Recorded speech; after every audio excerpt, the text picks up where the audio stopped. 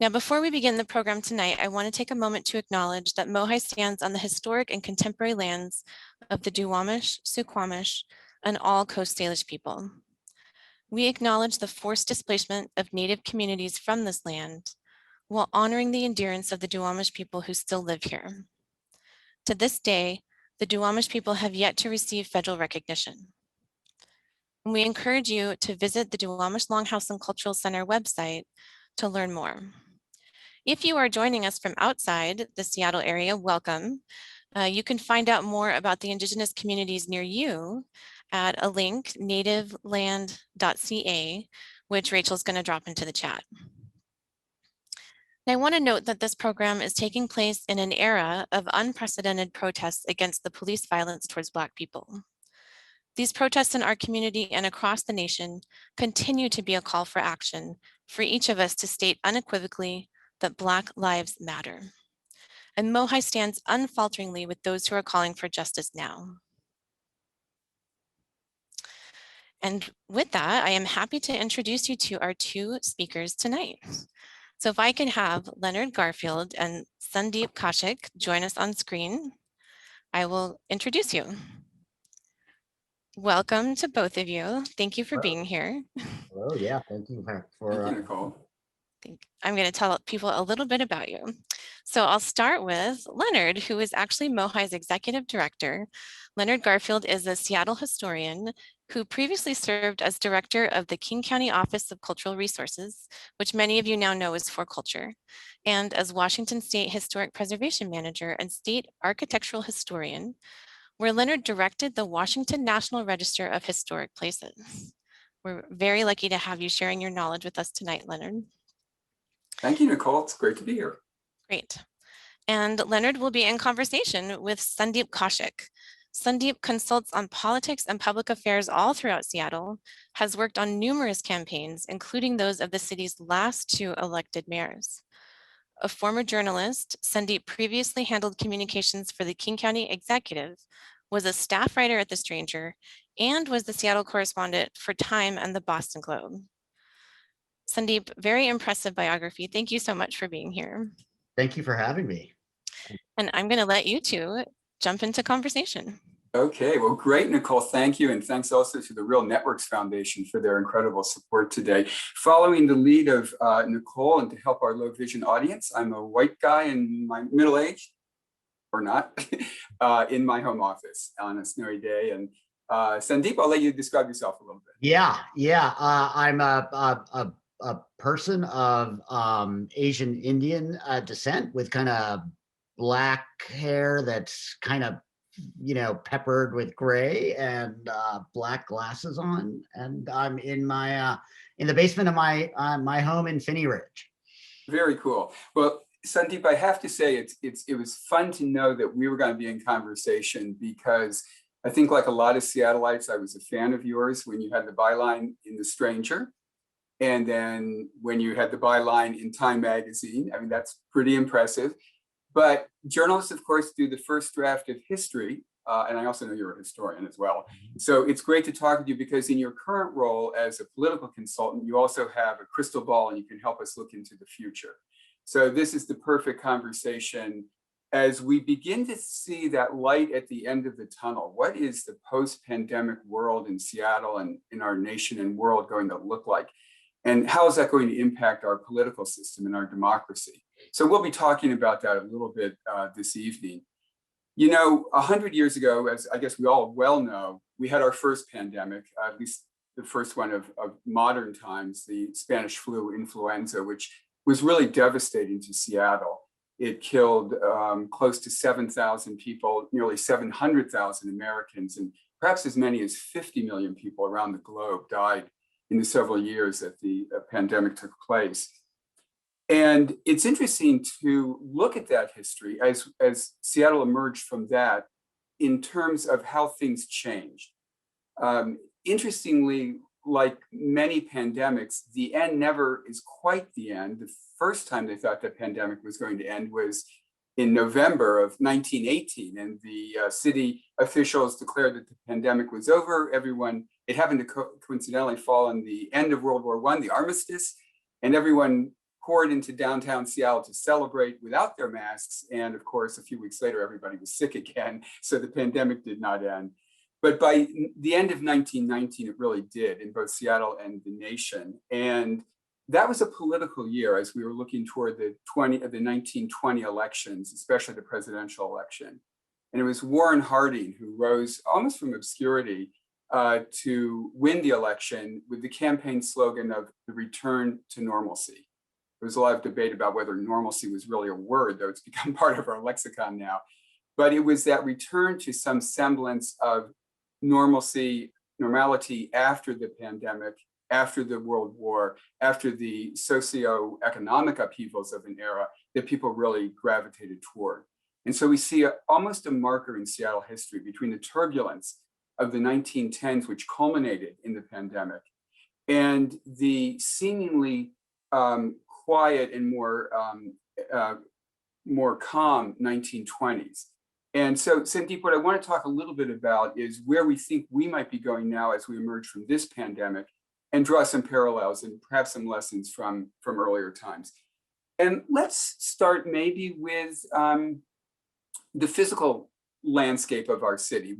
If we were to drive, well, we're not going to drive today, but if we were to walk through the snow in Seattle, it'd be very quiet, not just because of snow, but particularly in our downtown business district, very quiet, very empty of workers, of services, of businesses. And that is very different than 1920. After the Spanish flu ended, people returned to their offices in droves. In fact, the downtown office core grew dramatically in the 1920s. Of course, we didn't have the abilities to communicate remotely as we do now, but there was definitely a sense that the past was past. We weren't going to let the memory of the pandemic keep us confined to our homes or scared of interacting with other people. So the impact on downtown Seattle was negligible. And actually, shortly after 1920, the downtown really had a real estate explosion. Let's move 100 years into the future. Where do you think we're going, as physically speaking and economically speaking, in terms of downtown Seattle? Yeah, well, Leonard, as you say, the impacts from COVID and the pandemic on downtown have been huge, right? I mean, downtown has been a huge part of the economic vitality and growth in the city of Seattle. Downtown accounts for, I think, more than something around like 55% of all of the jobs in the city are pre-COVID were located downtown. About 300,000 jobs in the downtown area. You know, obviously hundreds of businesses that kind of served and sort of fed off of that economic activity and those jobs. A lot of that has been shut down by COVID. And you know, you as you say, if you walk around, you'll see the boarded up storefronts and the shut down restaurants. And what's really happened is that over the last year, all of those, if not all of those, but a significant majority of those workers that were coming in and commuting into downtown, you know, every weekday, have been working from home, and the companies that employ them have, you know, have adjusted to having their workforce kind of not in a central office location. And so I think even as we, you know, we get the vaccine, you know, out there and shots into arms and all of that stuff, I think those impacts are going to linger for a while, and some of them may be permanent. You know, there's a lot of big companies, tech companies, have figured out how to kind of make things work where, you know, you don't need everybody in a central location. And I think that's going to continue for a while, and that's going to have some profound impacts on downtown and the economic engine that downtown has traditionally played. And so I think we could have some pretty significant negative and longer term effects on our Seattle urban economy. coming out of this that will hang around for a while. Now, just one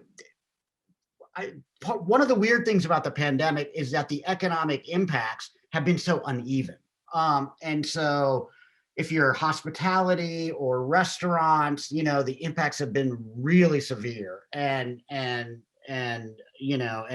continue to be because of closures and other COVID measures. But, on the tech side of the economy, the kind of big emerging driver of Seattle's economy, that continues to go like gangbusters, right? And you look at it, Amazon certainly from a economic perspective has done very well through the pandemic, but I think also the Googles and the other companies that have big tech companies that have an increasing presence here are going along fine. So that too is going to have an impact where we're going to see maybe some of the emerging divides in the city are going to get heightened and increased. We can talk about that. That's interesting, Sandeep, because it makes me think that if the traditional structure of downtown is sort of this anchor of corporate headquarters, white collar employment, the retail services that cater to that community, if that becomes more dissipated or less of a sort of a singular focus, what does it do to our politics? And I'll give an example from the last pandemic. It was very interesting. Ole Hansen was the mayor of Seattle when the pandemic broke out. And he had entered office as a reformer, as a progressive. He was a fan of Woodrow Wilson. He was a fan of public ownership of the utilities. And within a few short years, in the wake of the war, in the wake of the pandemic, and in much of the labor unrest that was precipitated by both the end of the war and somewhat exacerbated by the pandemic, Ole Hansen, the mayor, became a very conservative force. He became very focused less on the progressive public health measures that he took during the pandemic and much more interested in stamping out Bolshevikism, which he saw arising in Seattle, particularly through the general strike of 1919. And that ushered in almost a flip switch in Seattle politics. What had been in the preceding 10 years one of the most progressive local communities in the country became quite conservative. He left office to go on a national speaking tour to promote his vision of Americanism. He accused the city council of being unpatriotic and questioned some members' citizenship. That sounds familiar. And he made sure that his successors were conservative politicians as well. And even in national elections, Seattle voters went for the Republican candidate each of the three succeeding presidential elections. So there was quite a change in the political structure. And Seattleites seem to gravitate towards that sense of stability, of certainty, the sense almost of personal exhaustion from all the political angst that had been uncovered by these sort of twin calamities of labor unrest, pandemic, and war. What do you think? We have twin calamities now, don't we? We have a pandemic, we have issues around racial justice, and we had a very divisive national election. What do you foresee in the next couple of years? Will we come together and rally around one political idea as we did in the 1920s? I think, I expect that the next couple of years in Seattle politically are going to be kind of a pretty bumpy ride. So I would start by saying, I think we've gotten very used to prosperity in Seattle, and the sort of mindset of our elected officials is sort of predicated on the assumption that that this kind of infinite sea of new money that's been pouring into Seattle and the growth and all of the the job creation and the wealth that is going to continue, right? I mean, I don't know that our political class has really wrapped their minds around the thought of what if some of these negative impacts that we've been talking about with the pandemic linger on for a while, or maybe even become permanent or semi-permanent. And so I think there's a kind of political reckoning there, right? It's a lot harder to to support a kind of very robust, progressive, activist kind of style of governance that we've adopted in Seattle when you're not seeing revenue increases of 10% a year, or, when we might actually start going backwards. And so that's something I think we really have to watch out for. And I don't think at City Hall, there's really as much of a focus on, boy, look at what's happened to downtown, or look at what's happening to smaller businesses, in our neighborhood business districts around the city. And what are the impacts of that, and how are we going to have to adjust? Or, I think there's just a kind of assumption that, hey, we're going to bounce back from the pandemic and things will go back to normal, and we can continue on down the same pathway we've been going for the last few years. And I'm not sure that's true. It's going to be interesting to see how it plays out. Now, as I said, there are mixed signals in our economy. I mean, there are parts of our economy that are doing really well, and and maybe they will continue to kind of grow and come to the forefront. And I don't want to overstate it. There's a sort of contingent of people that kind of want to make this dire case that Seattle is dying for various reasons, and I don't really see that. But I do think there's going to be profound economic disruptions and dislocations that are going to continue for a while, and that will have downstream ripple effects in our politics for sure. It was interesting in the 1920s, in the wake of the pandemic, there was a kind of bifurcation in the impacts to the community, particularly in more rural parts of Western Washington, and especially in the rest of the state. The economy never really got solid footing in the 1920s, even though we think of it as the Roaring 20s. The roaring part, much like the tech part now, was really in the urban-based, the white-collar professions, which really exploded in the 20s. The growth in consumerism. There was a huge explosion of consumer products, promotions of consumer products. Radio, of course, came about. Newspapers expanded. Household appliances became, ever more present. And urban areas and the people who facilitated those industries in that trade and had the resources to be part of that economy did very well in the 1920s.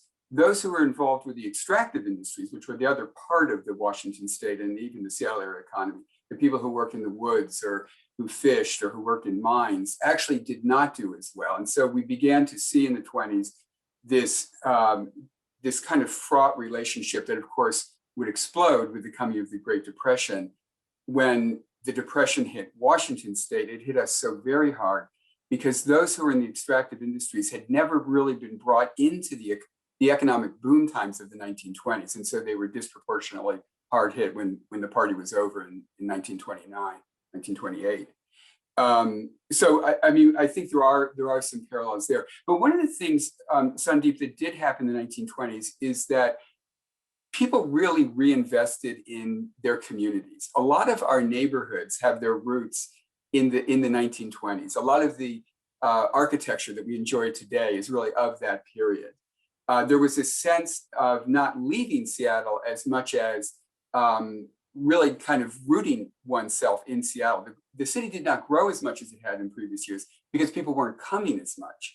But those who were here seemed to evidence an even stronger affiliation with the city. I mean, people, the movement in and out of Seattle slowed down, and those who were here invested and reinvested in their communities and their neighborhoods.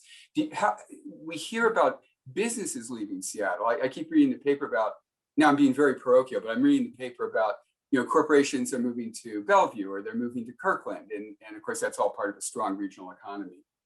But sometimes locally it's perceived as people are leaving the city. What do you think? Do you think people, how's this going to impact our sort of our demographic base and frankly, our population? Yeah. Well, so Seattle has been, one of the fastest, if not the fastest growing big city in America over the last decade, right? Pre-COVID. And so we were really growing at a kind of remarkable clip in terms of population and job creation and all of that stuff. So in some sense, and that growth was itself creating some anxiety and some problems because the pace of change and the pace of growth had reached levels that were that it was hard for the city's infrastructure and the city's governmental structure and its politics to, to kind of keep pace with that level of growth, and that was creating problems. So in some sense, I do think if things slow down a bit coming out of the pandemic, if we have these economic dislocations we've been talking about, some of that may be to the good, right? And it may be, as you're saying, like in the 20s, it will give people a chance to kind of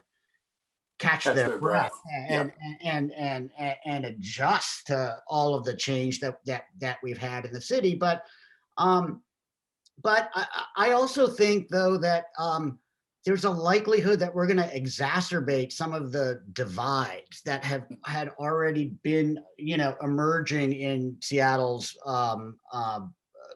sort of social and political life pre-COVID, right? And there, ever since I moved here back in 2002, I've been hearing, because that's a kind of background noise in our politics, a fear that, Seattle is going to turn into San Francisco, or a city where, there's sharp divides between the haves and the have-nots, and it's becoming a more expensive city. Look at the cost of housing here, and and so it's becoming unaffordable for a huge chunk of the population. But then there are tech is creating all this wealth, and so you've got a city of kind of wealthy people living in $1 million houses, and then an underclass of struggling folks. And I do think there have been indications of that, and those trends were real pre-COVID. And I think given the kind of economic disruptions we're seeing, where some of those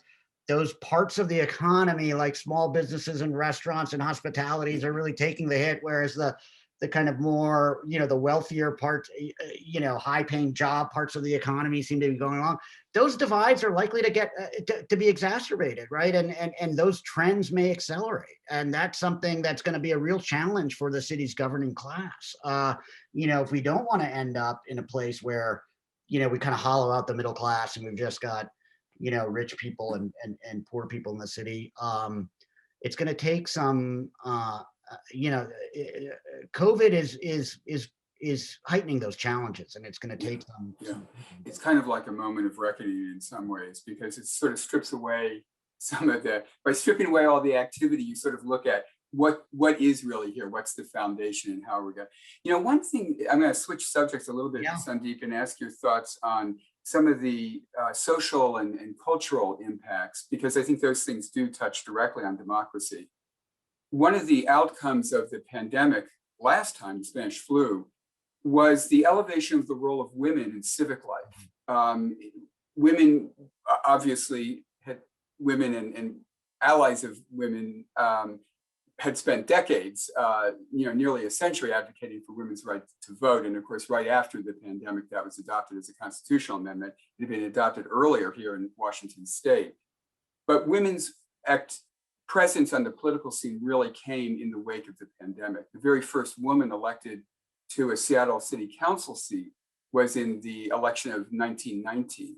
And actually, that was Bertha Knight Landis. We always think of her as being the first woman. She was also the first city council member. She was elected with another woman at the same time. Some of the first women on the school board was elected in that time period. A lot of people looked at the role of women in the Red Cross, in volunteering in public health, in not only helping wounded soldiers return from the war, but helping the community grapple with the pandemic.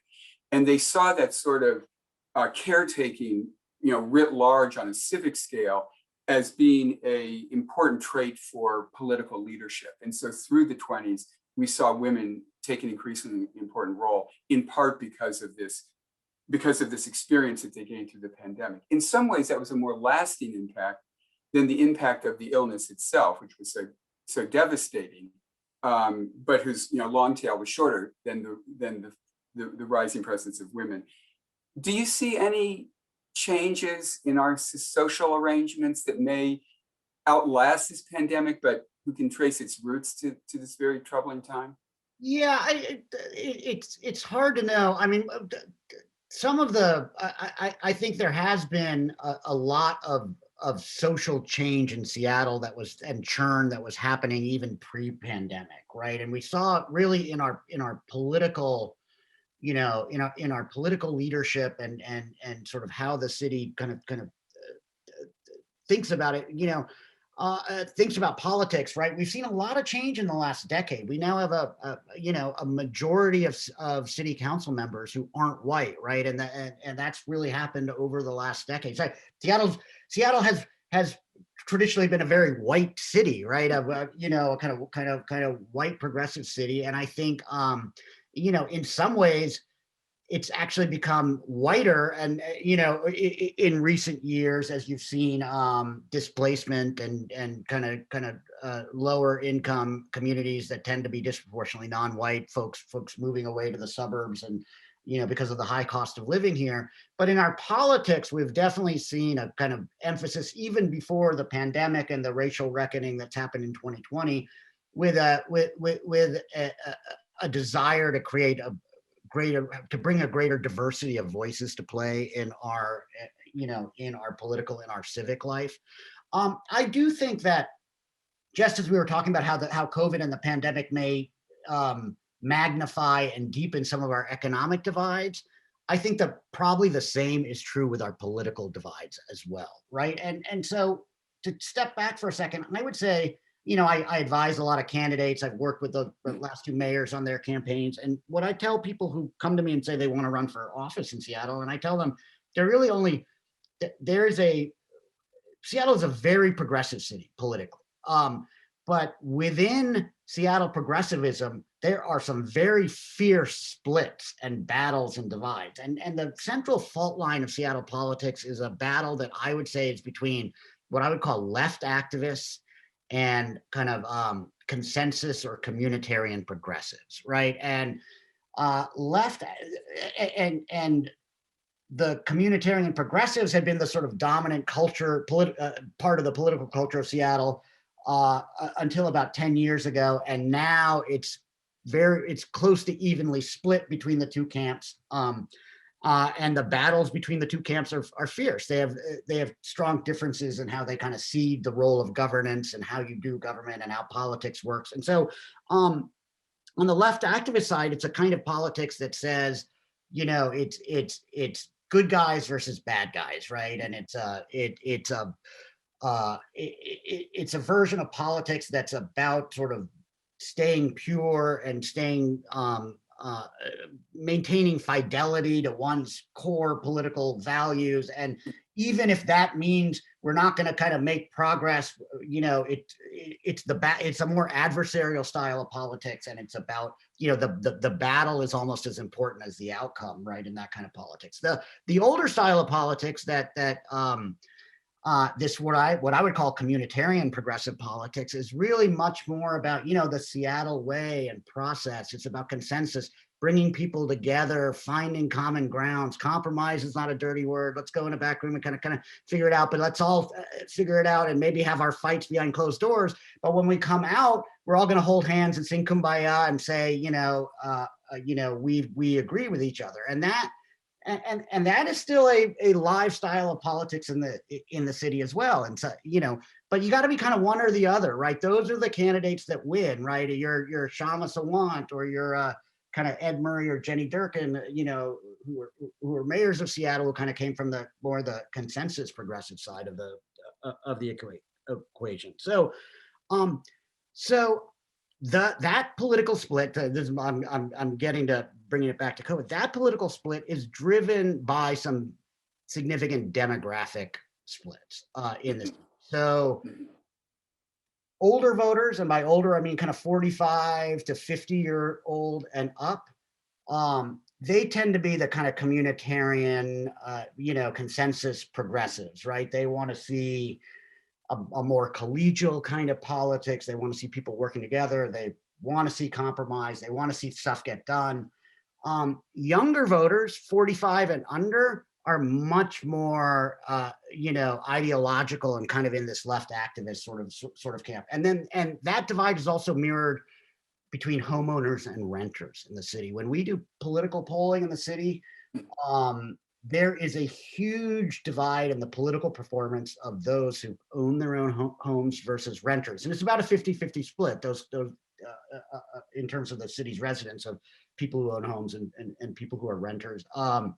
But, renters being much more in the kind of left activist camp, they tend to be younger as well. And so these demographic areas overlap. And so I think those divides are going to get exacerbated by COVID, right? Again, because of the economic disruptions, because it's brought to the fore some very thorny and divisive political issues. For instance, how do we deal with homeless encampments in the city of Seattle, right? I mean, when COVID hit, the city stopped, kind of cleaning up or shutting down encampments around the city due to the dangers of spreading COVID. But that's made these encampments much more visible now, right? And they've certainly proliferated and spread over the last year. And you see encampments in parks and in neighborhoods where they once weren't there. And I think those kinds of issues, those quality of life issues around homelessness, I think they tend to bring out a lot of strong passions and create strong divides. And I think that's gonna increase over the next couple of years. I think that's such an interesting point, because probably the most turbulent and as a consequent progressive era in Seattle history was in the teens, when we were growing by leaps and bounds. It was a great population explosion, lots of new people coming in, lots of people who were transient, lots of people suddenly living in apartments and other kinds of housing. In the 20s, by contrast, the growth was much less. Home ownership expanded dramatically. Our neighborhoods expanded with single family homes. And there was the beginning of the emergence of a much less divisive politics. A politics that had been very sort of labor versus capitalist in the early part of the 20th century. It really characterized Seattle for decades, stereotypically, became very homogenous, at least on the surface, in the 1920s. It was, I'm not sure anybody at the time would have called themselves communitarians. That sounds very that sounds very left wing, doesn't it? Communitarian. But there was definitely a consensus driving it. And in fact, the one labor leader that really emerged in the 20s, but would become much more important in the 30s and 40s and so forth, Dave Beck, was famous for being a conservative labor leader. And he grew out of a city that really valued consensus. That sense of the Seattle process really took root in the 20s. We think of it more as the post-war era, and that's when, of course, it accomplished so much. But we begin to see it take root in the 1920s with the rise of home ownership, with the rise of really an investment. And a very distinguished historian of Seattle once posited the theory that by the 20s, some of the early investments in Seattle's infrastructure, its parks, its public school system, its port facility, were kind of taken for granted by homeowners in the 20s. And so they came to expect that the city would be a place of stability and comfort and amenities, that it kind of had been settled, what the character of Seattle was. It was going to be a middle class city.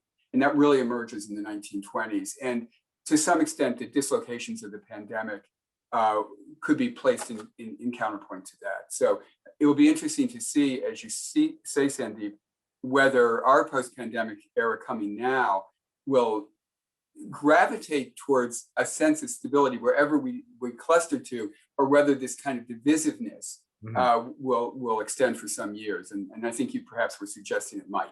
I at least for the kind of near to midterm future of the city, I think those divides are here to stay, and if anything are going to get worse. I mean, 2020 was a bruising year politically for the city, not just because of COVID, but because of the George Floyd related protests and the fallout from that.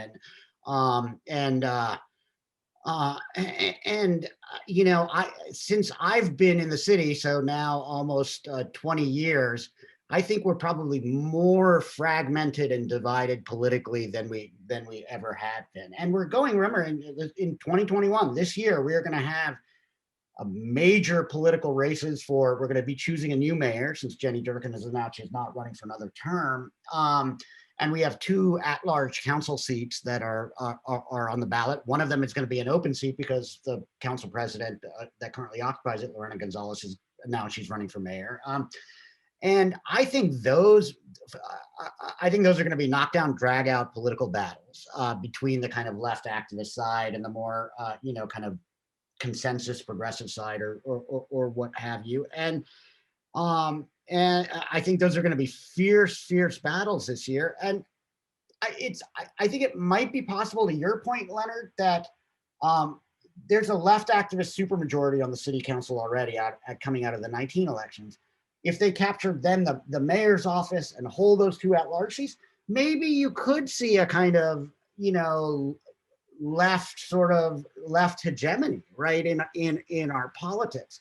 But even if that is the case, there's a significant percentage, half of the city, that has real qualms about the direction that the city's been going under kind of a more ideological left leadership. And so I think, and those people have been very increasingly vocal in complaining about some of the policies that have been adopted at the city. And so I think the kind of fight that precipitates are likely to continue, even if you have a political class that's kind of unifies politically on one side of the divide or the other. The city itself, the citizenry is pretty divided. All right. Yeah. It's interesting, back 100 years ago, the qualifications for for local elected office were not that you had any political experience. In fact, that was sometimes viewed as a little suspect, but rather you were a business person, or you were a professional person, or you were a person who was involved in industry. And in fact, if you look at all the various mayors, and council members, often they had deep roots in other occupations, and hence brought other perspectives. You sometimes hear it said that current political life in Seattle values political background more than it would have, say, 100 years ago, and in some ways that exacerbates the importance, or the perceived importance, of sticking to a position as opposed to the incentive to find compromise, because people in other ways of life often have to find a solution once they acknowledge the problem. And I'm just wondering, is that an incorrect stereotype? You, as a political consultant, do you ever have a client who actually has run a business, or has come from a completely different perspective than perhaps the more typical Seattle politician? Yeah, I mean, one of the biggest sort of political, battles and fault lines in the city is a sort of over, or one of the biggest manifestations of that political divide that I've been talking about is how the two camps perceive big, quote unquote, business and the business community, right? The kind of communitarian consensus progressives see, business as an important sort of player and part of the diverse mix of constituency and stakeholder, groups and communities that are part of our political ecosystem, and sort of see dialogue with the business community as sort of an integral part of our politics. On the left activist side of the divide, business is really viewed with deep suspicion, particularly larger businesses, right? We saw that with some of the agitation around Amazon that we've seen in recent years. And so I think it's hard for someone say, coming from a business background, who might have been that might have been valued in the 100 years ago. Yeah, 100 years ago. I think it's a significant part of the city views that sort of background with suspicion right now.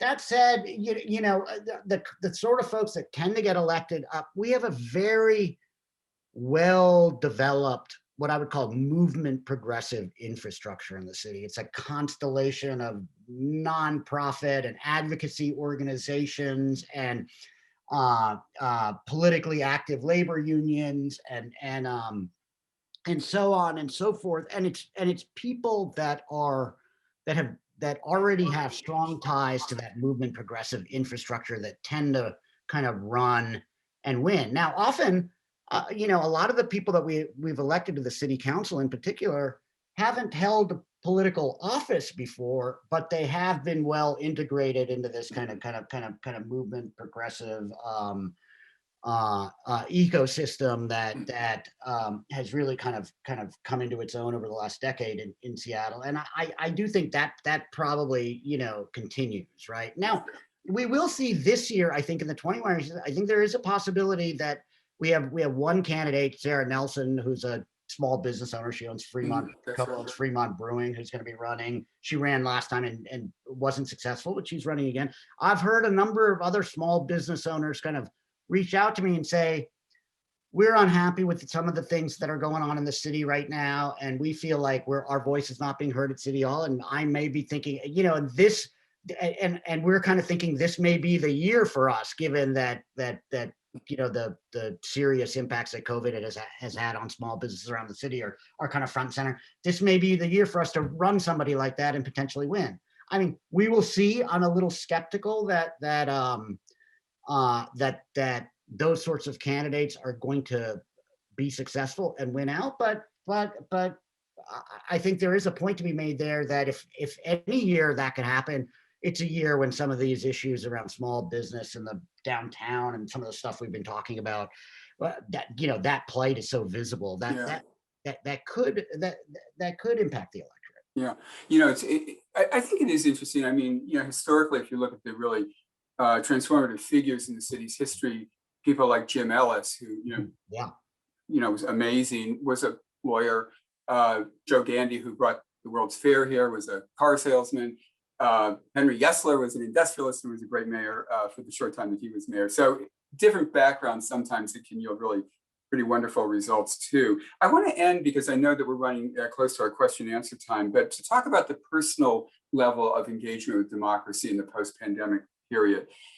Famously after the calamity of the late teens with the pandemic, with the destruction of the war, with terrible racial injustice, the rise of the Ku Klux Klan and so forth, there was a sort of sense that people were retreating from political activism. Even in the sort of broader cultural sense, the writers were, known as the lost generation. They weren't engaging in the same way that people were engaging in the decades before that. And if we look at probably the two most iconic literary characters of the 20s, George Babbitt and Jay Gatsby, we're looking at people who were not at all politically involved. They were much more focused on consumerism, their own sense of personal identity and loss. There was a kind of divorce from politics because people were so exhausted by what had happened in the preceding years. Where do you think we might go in these next couple of years in terms of personal engagement with politics? We saw many people engaged very deeply this year, the greatest number of people ever voted. Many, many people are in the streets for a lot of different reasons all across the country. Will that level of engagement stay, or might it be more like the 1920s, where people really did a very discernible retreat from politics? Yeah, a big part of what's happened over the last few years in Seattle and Seattle politics, including locally, has really been driven by our national politics, right? Seattle, very progressive city, very progressive electorate, very alienated from, the kind of Donald J. Trump, presidency, and Trump has sort of made Portland and Seattle a kind of punching bag for his sort of far right, political base, and kind of tried to, denounce cities like Seattle as a kind of, violent cesspools of anarchy or what have you, Antifa and all of that, and sometimes to a ludicrous extent, but that really provoked a fierce, I think, political anger and anxiety in the Seattle electorate, and did spur a huge amount of political activity. Now that Trump is out of office, and we've got a Democratic president in Joe Biden, I think some of those kind of triggers, or that irritant, or that was kind of being created by our national politics, but were kind of manifesting in our local politics, some of that is going to go away.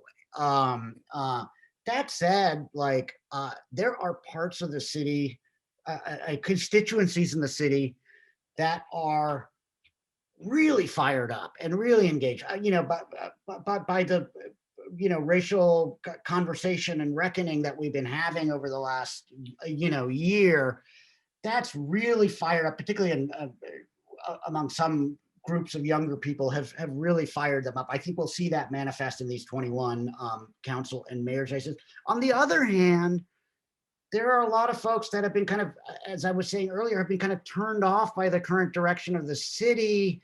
And some of those folks who, are kind of older and more well-to-do, they're like, hey, maybe I can kind of decant, I do think there are some people that are kind of thinking about, maybe I need to leave Seattle and it's not the city that it used to be. And I'm going to, and disengage from politics, which is, I don't recognize this new politics and I don't much like it. And, it's people filling the council chambers in red shirts and shouting, and the old kind of norms of civility and all of that stuff are kind of falling by the wayside. And so I think it's a mixed bag, right? I mean, I think some parts of the city are kind of energized by that stuff and other parts are turned off by it.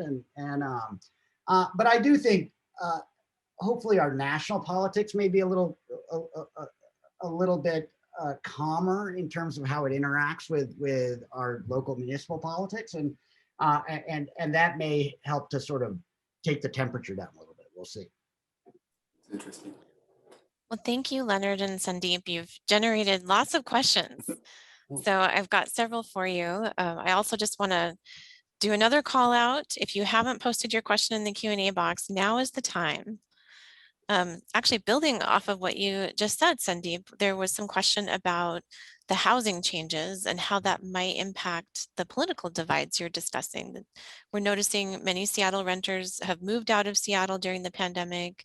Some are actually moving into home ownership outside of Seattle. How is that going to change this kind of two camps that you've been talking about? Yeah, I think that if I had to guess, I don't have clear demographic data, but just anecdotally from my experience, I think the kind of people that are moving away tend to be in the kind of old sort of consensus communitarian. They're kind of turned off by the current state of Seattle,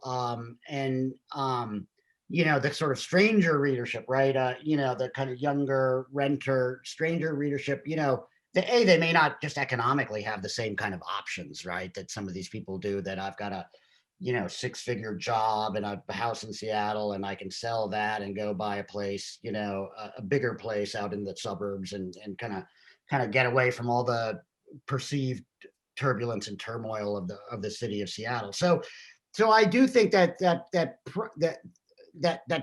falls unevenly, right? I mean, I think politically, right? I think there's the kind of more kind of moderate progressive world that's going to which tends to be kind of homeowners and more well-to-do economically, people who are more well-to-do economically.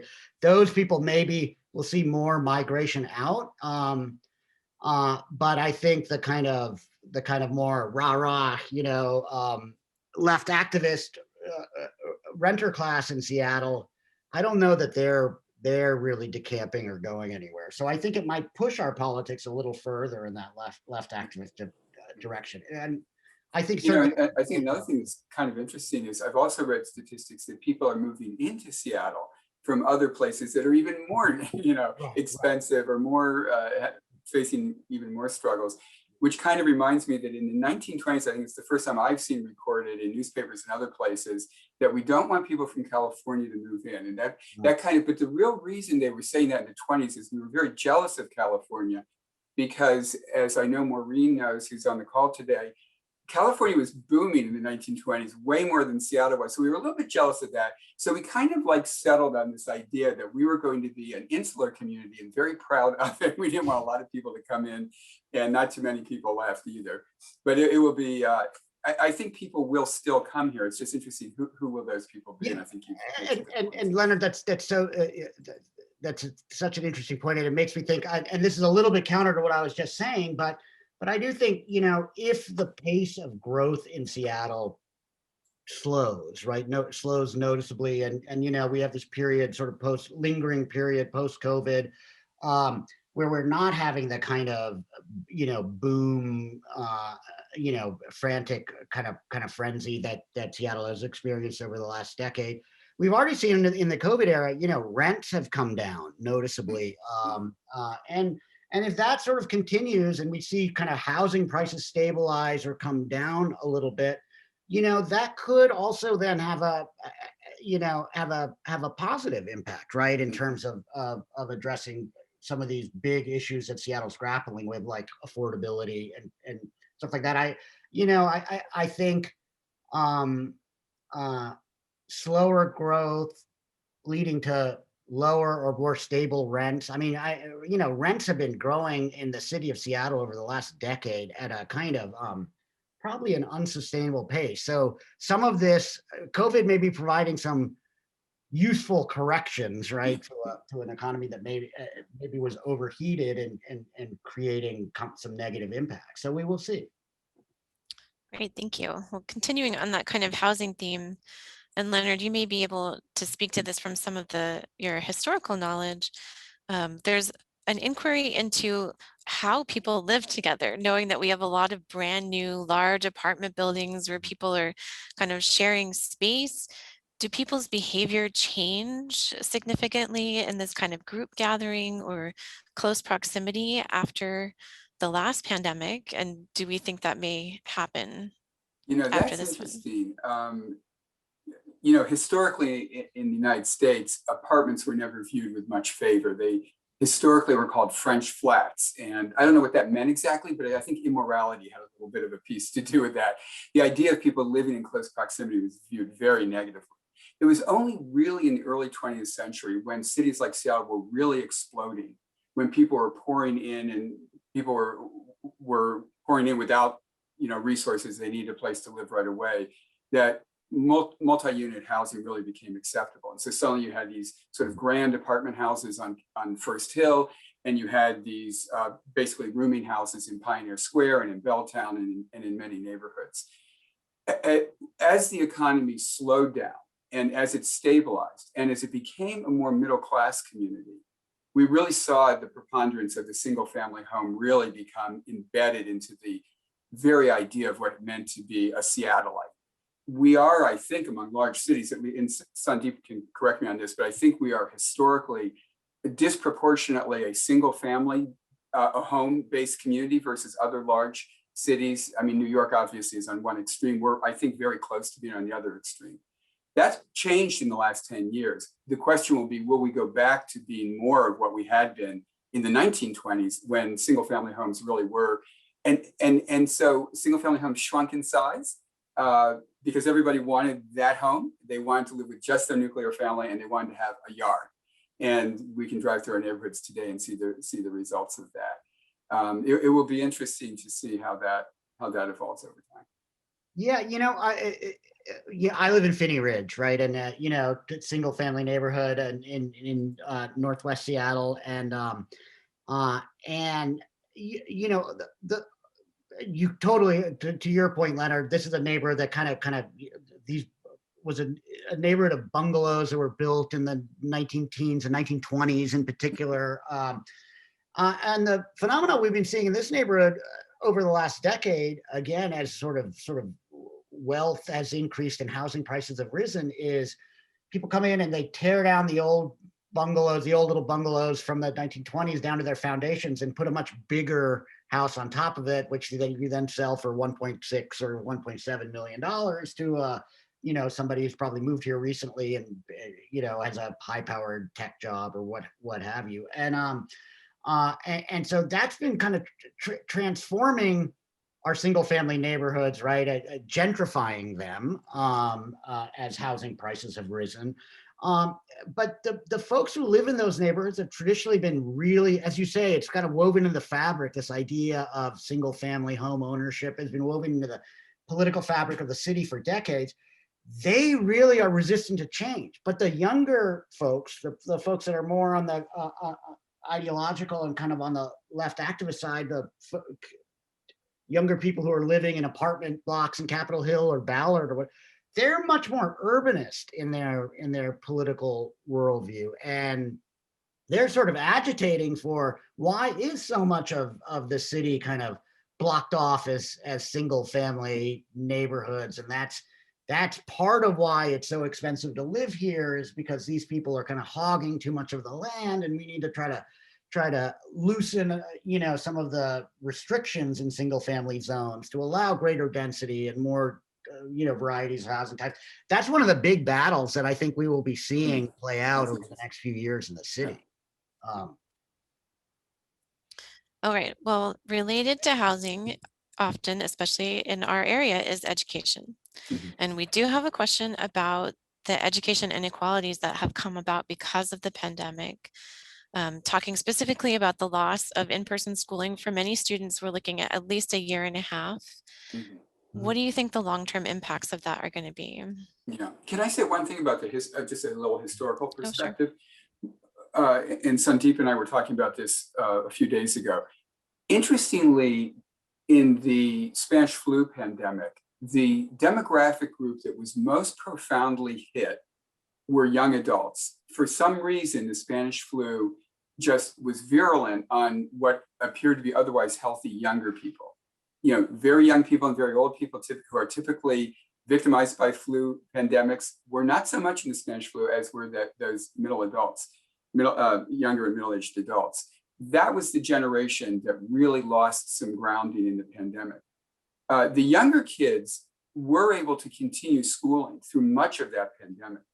And interestingly, in the 1920s, it really was the golden era of Seattle public education. We had terrifically smart school boards. We had huge investments. Many of the high school buildings that we see around are from the 1920s. People began to identify their neighborhoods as a Garfield High School neighborhood or a Ballard High School neighborhood or Lincoln High School. That was one of the great things of a middle-class city, despite inequities that were, prevalent as they are now. There was an investment in public schools, and that was definitely right after the pandemic. In some ways, a reflection that these were the institutions that began to bind us together as we moved forward. But in terms of the present learning loss that's been experienced by young people, Sandeep, I know you've got kids. I mean, I know it must be devastating. It's all I can imagine. That's exactly the word I was thinking. I think it's been devastating. The impacts of COVID on this generation of Seattle kids. Online and I know that the school district has been struggling mightily to kind of try to make it work in this kind of online setting, but I don't think it's worked well at all. For lots and lots of kids, particularly kids who are kind of lower down on the economic ladder, or kids from communities of color, but I think are disproportionately affected. So I think some of the divides including the educational divides that we've been trying to address for decades now, are made worse by this pandemic. But I think across the board, I think there may be as many as a third of the kids in our school system that I think are just not learning anything close to what they would have learned if they had kind of normal in-person schooling. And I know my kids have been I have two kids in high school, and I know they've been really impacted, particularly my older one, who's a junior in high school. I'm, so just seeing the personal impacts on my own kids, I'm kind of really concerned about how bad these impacts are going to be. And I don't know, it's going to take a while for it all to play out. And but it's not good. It's not good. I do think educational disparities and those sorts of things are significantly worsened by this. But we've got a whole generation of kids that are now, they're also very isolated. They're at home. They're not getting the kind of socialization and interaction with their peers that they would get from if they're going to school. And so already kids are probably living too much on their screens and their phones and stuff like that. But that's been so much heightened and magnified by this COVID pandemic that, and a year and a half is a long time in a child's life, and to kind of take them out and stick them at home and kind of isolate them. So it's something I think we should be very concerned about, and I don't know that there's great answers to any of this, but I mean, one answer from history might be it's time to deeply invest in education, recognizing how much dislocation and struggle and loss there has been. We certainly have a history we can turn back to be inspired by, I think, on that score. Yeah, I anticipate, as you're both saying, that this will be a hot topic in the upcoming elections and how we respond to that. Another topic that's coming up in the chat, and I know has been a huge conversation, is the impact on the pandemic of arts and cultural organizations, both large and small. And I think that's something you both can speak to. So I'll let you decide who jumps in first. Yeah, Leonard, do you want to? You want me to take that one? Okay. Well, it's like education. It's devastating on one level for sure. I think that everywhere in the world, arts and cultural organizations are struggling mightily. I will say that I think in Seattle, because of incredibly generous patrons and an infrastructure of public support, that our organizations are holding on. They're being very creative in adapting to remote opportunities when those make sense. Those art forms that most depend on in-person experiences that require lots of people to be part of the production, so theater and dance, and to some extent live music performances, those seem to be the ones that will be hardest hit for the longest amount of time. But I know that I think I heard from my friends at the Paramount that they've got their future season lined up. By the way, it includes Hamilton, which I think is very cool. And so they're thinking very optimistically that people will come back, but there's such a long gap that it has definitely weakened the underpinnings of all our cultural organizations. By the same token, I think they will be needed more than ever. And just as I think we'll return enthusiastically to travel and to restaurants when this is all over, I think we will really embrace arts and culture and heritage and all those experiences which are so dependent on in-person experiences. And I think that that will come back. So I'll tell you what, on a positive side, though, if there is a silver lining, it's that all of us in the cultural realm have learned a heck of a lot about the digital world. We always had it in our work plans. I think every organization did, that we would have a fully virtual version of ourselves. And there was this sort of a coming together of urgency and opportunity. And the answer was digital. And I know that's true of MOHAI, but it's true of all of our colleague museums and all the performing arts groups. I mean, gosh, I can't remember a time when I've had as many opportunities to enjoy the opera as I have thanks to Seattle Opera and their digital platforms. So that, I think, is the upside. And that, I think, will have a long-lasting effect as well. I think we will stay with a digital dimension well into, well, forever, I suppose, at this point. Yeah, I would just add that I just think nonprofits across the board, it's been rough, and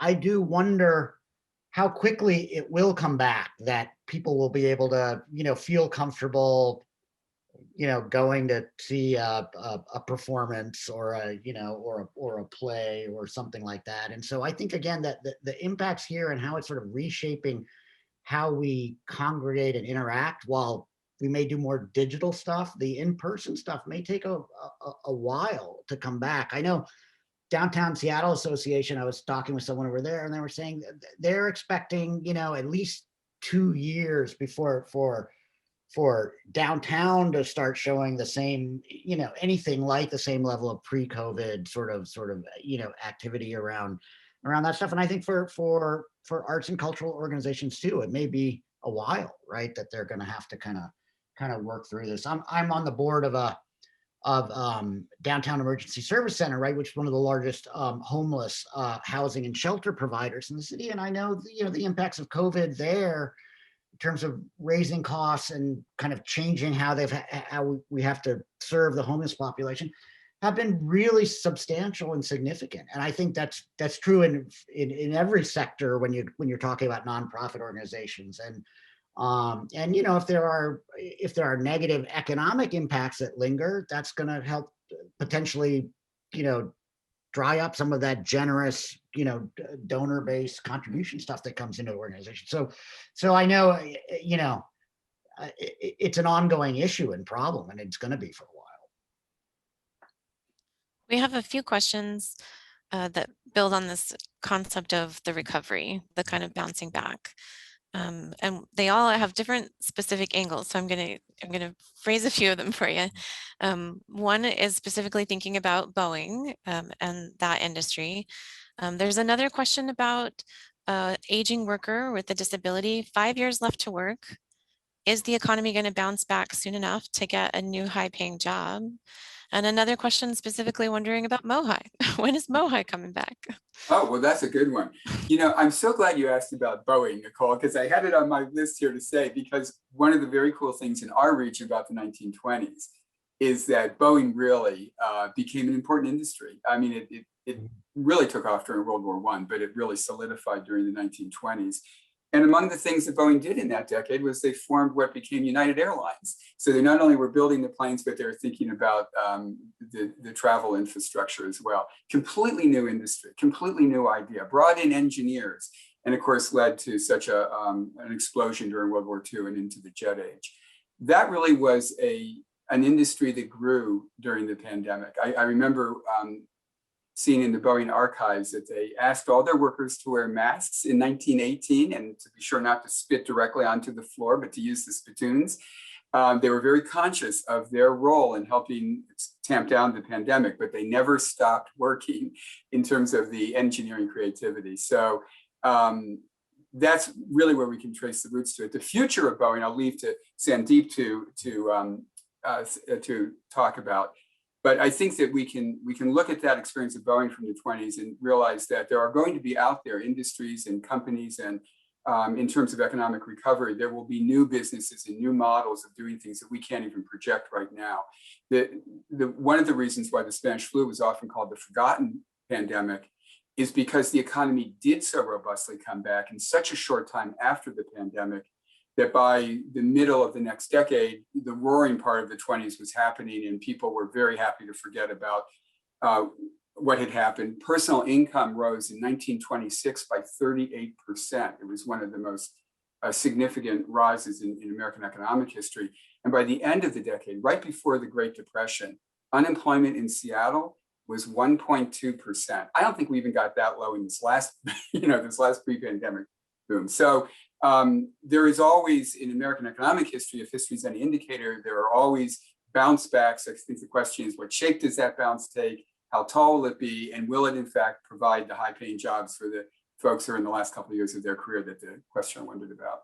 Sandeep, you might have some thoughts on that. Yeah, well, obviously Boeing recently made an announcement that they were, consolidating some of their airplane production lines in South Carolina and pulling that out of Everett. I know that I've done some consulting work in the past for the mayor of Everett and her administration, and I know how disappointed and devastated they were to hear that. I mean, that's thousands and thousands of jobs that Boeing. Boeing has been sort of slowly, I don't know, disengaging might be putting it too strongly, but decoupling from their deep connection to Seattle and the region for a while now. Obviously, it's been 20 years now since they moved their headquarters to Chicago. But Boeing leadership seems to have some struggles with some of the ways in which our sort of progressive politics of the Northwest intersect with their ability to do business, and they seem to be preferring places like South Carolina where they don't have some of the same sorts of issues. I will say this is not just a Boeing problem, but one thing I should mention, in the city of Seattle, I don't know that people have fully realized that Amazon may be significantly decamping from the city of Seattle. Amazon is a massive employer, right? And had been pre-COVID, more than 50,000 jobs in the city of Seattle. I think they've because of in part because of some of the COVID dislocations, but also I think even more so because of the adversarial relationship between Amazon and some of the political leadership in the city.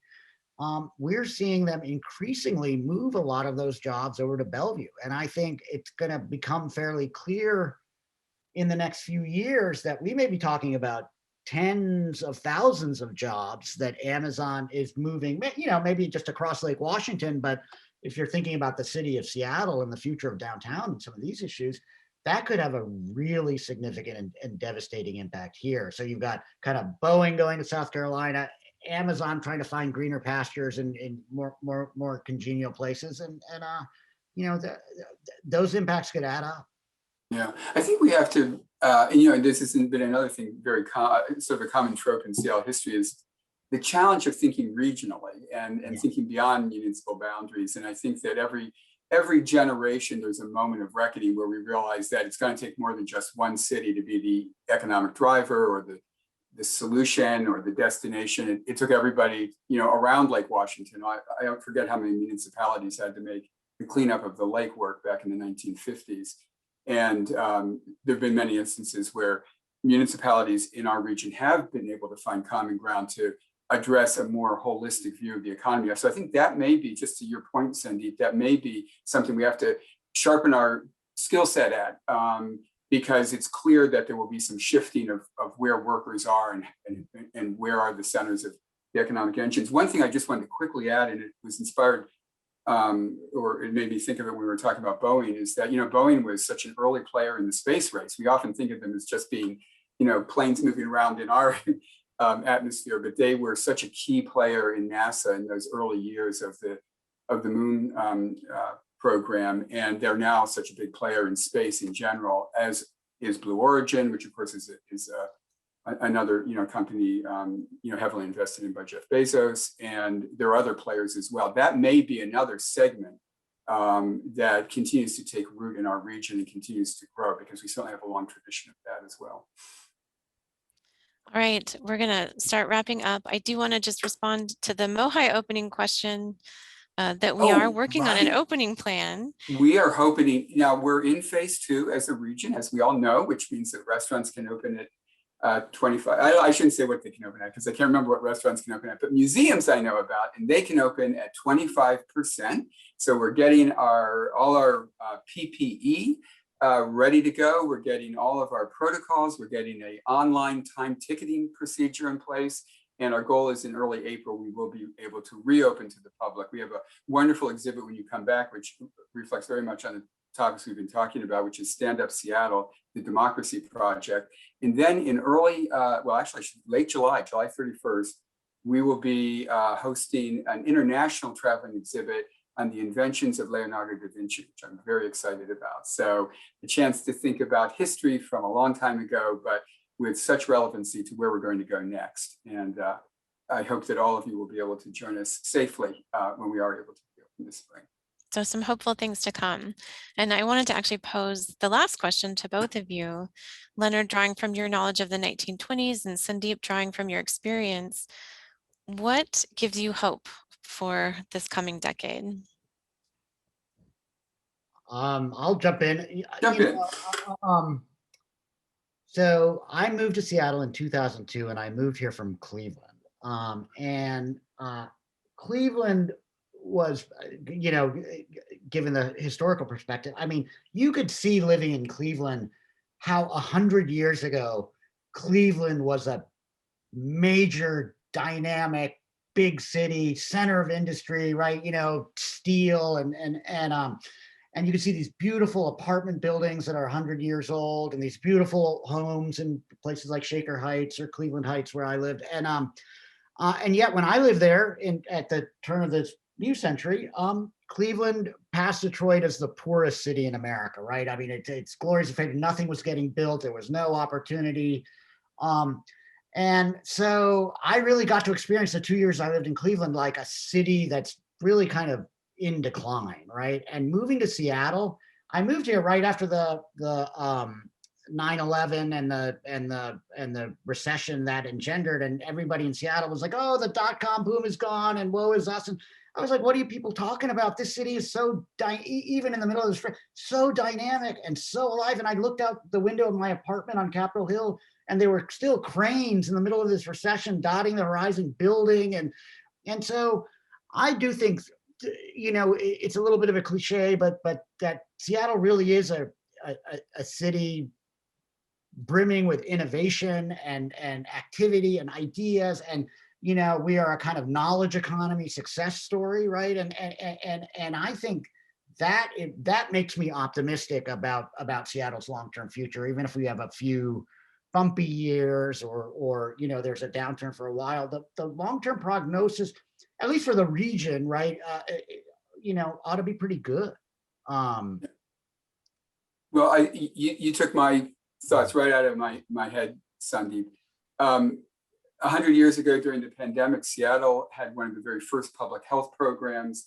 It had some fierce epidemiologists. It had a mayor who had his own interesting thoughts, but when he focused on the pandemic, he really got it done. We had mask mandates, we had quarantines, people pretty much abided, and we licked it. And then we went on to a remarkable decade of new ideas and new energy and new residents. And I think that as I look at Seattle history, it's a community that has always embraced smart ideas. And I think we will do the same. And surely we need those smart ideas to recover and to move forward, but I don't have any second thoughts that those smart ideas will rise to the surface. And best of all, in Seattle, we'll know how to actually implement them. It will be bumpy, but I think that we will get there. Well, thank you both. Lots to think about, lots of food for thought. I just appreciate you both so much sharing your knowledge. And Thank with you. that, we'll wrap Yeah. things up. Thank you for having me. It was Thank you, fun. Nicole. Thanks, Sandeep. Yes, thank you. Well, thank you also to our funder, RealNetworks Foundation, and MOHAI's many members and supporters. If you have a moment now, we'd love to hear your thoughts about this program. There's going to be a survey link dropped into the chat.